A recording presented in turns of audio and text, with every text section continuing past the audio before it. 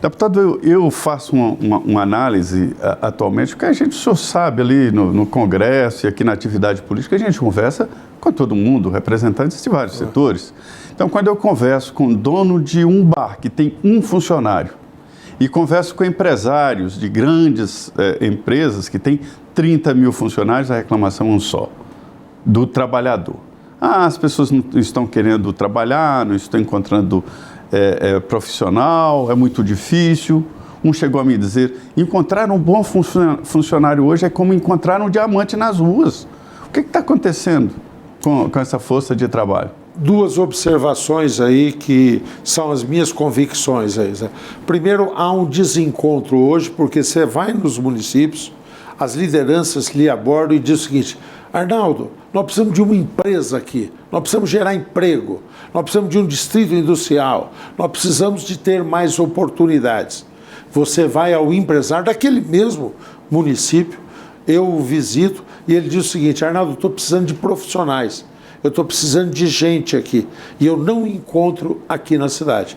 Um descasamento entre a disponibilidade para o trabalho e a necessidade do profissional. Por isso, uma das coisas que a Frente Brasil Competitivo se dedicou foi tocar adiante a implementação do ensino médio. Isso começou, se reconhece o esforço do deputado Mendonça Filho, era ministro da Educação, no tempo do Temer, aprovamos, aí teve um período para ser implementado, foi postergado, agora se desejava postergar mais uma vez, nós dissemos não, conseguimos acertar um acordo com o governo e votamos. Quero saudar isso. E na expectativa de que isso possa significar formar profissionais. Então, isso é um lado da questão. Um segundo lado, nós temos políticas sociais no Brasil. Eu as defendo.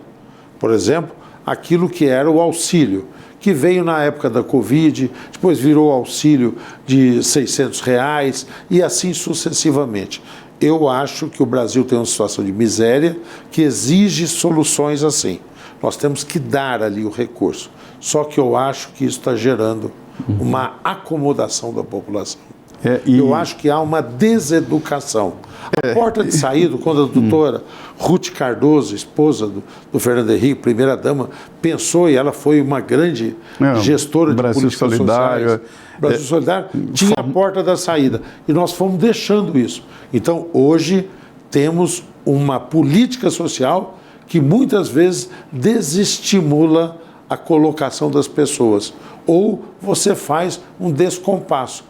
O profissional que ganha 600 de auxílio e aquele que ganha o salário mínimo para trabalhar o tempo todo. Isso se compara e isso leva a uma acomodação de pessoas.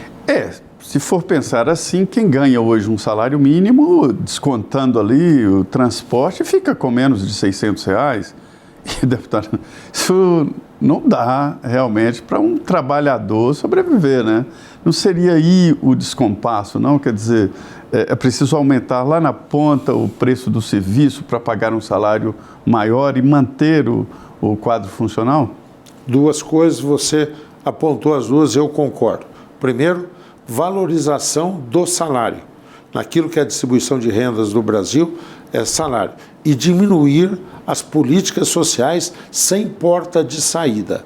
Ter critérios. Agora o governo está anunciando que vai pegar naquelas pessoas que recebem o chamado BPC, benefício, prestação continuada, tá certo? São as aposentadorias sociais de quem não contribuiu. Você teria que rever. Acho que nós temos que rever todo o cadastro único também, porque senão nós podemos caminhar para uma situação de ter uma minoria sustentando uma grande maioria e isso dá um impacto desastroso na produtividade do país.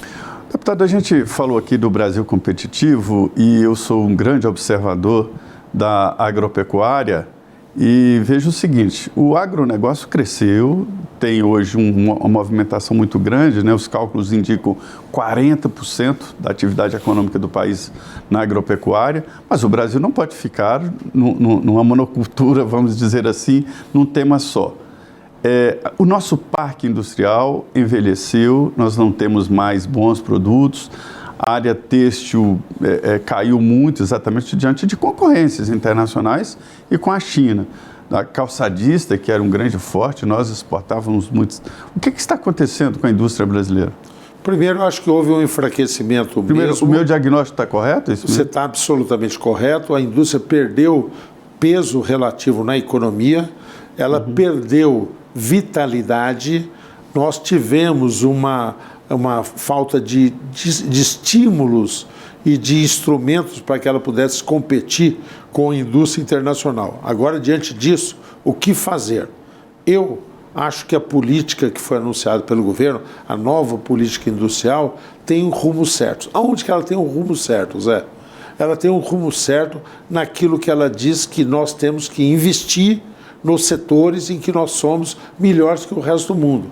Não adianta você investir em um segmento que outros países têm outras vantagens, ou que tem um acúmulo muito maior. Então, toda a indústria ligada ao agro, toda a indústria ligada às energias renováveis, toda a indústria ligada aos minerais. Nós não podemos continuar com uma situação em que nós somos responsáveis por 14% do minério de ferro que se produz no mundo e a nossa siderurgia tem 2% da produção siderúrgica mundial. Ou nós temos uma situação em que nós importamos aço da China, tá certo? Que chega aqui a preço competitivo. Tem alguma coisa profundamente errada nisso. No próprio setor do agro, nós temos feito um esforço, e acho que nós precisamos de fazer mais acentuadamente, para que a gente não exporte a soja, mas nós vamos exportar o óleo de soja, o farelo de soja,